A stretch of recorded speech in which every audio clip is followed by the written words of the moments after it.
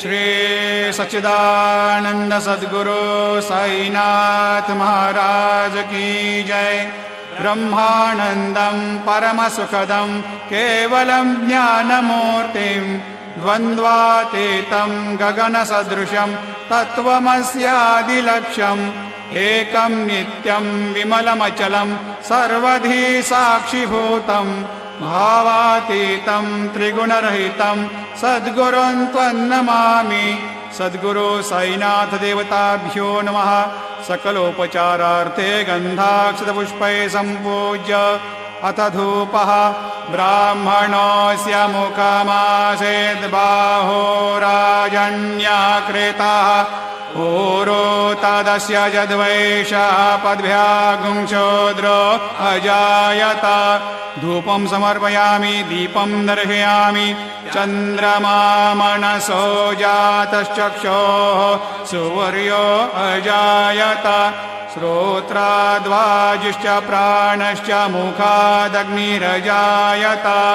दीपं समर्पयामि अथ नैवेद्यं निवेदयामि। चतुष्कोणमण्डलं कृत्वा तदुपरि नैवेद्यपात्रनिधाय गायत्रीमन्त्रेण पात्रं प्रोक्षयेत्।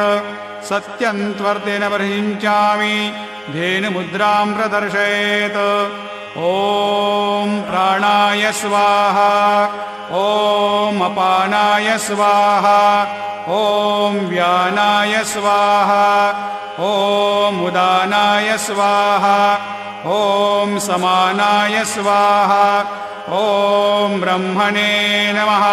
मध्ये पानीयं समर्पयामि पुनर्नैवेद्यं निवेदयामि। ॐ प्राणाय स्वाहा ॐ अपानाय स्वाहा ॐ व्यानाय स्वाहा ॐ उदानाय स्वाहा ॐ समानाय स्वाहा ॐ ब्रह्मणे नमः। हस्तप्रक्षालनं समर्पयामि मुखप्रक्षालनं समर्पयामि करोद्वर्तनार्थे चन्दनं समर्पयामि। सद्गुरु साईनाथ देवताभ्यो नमः। आरार्तिक्यदीपं दर्शयामि। शिर्डी माझे पंढरपूर साई बाबा रमावर बाबा रमावर साई बाबा रमावर।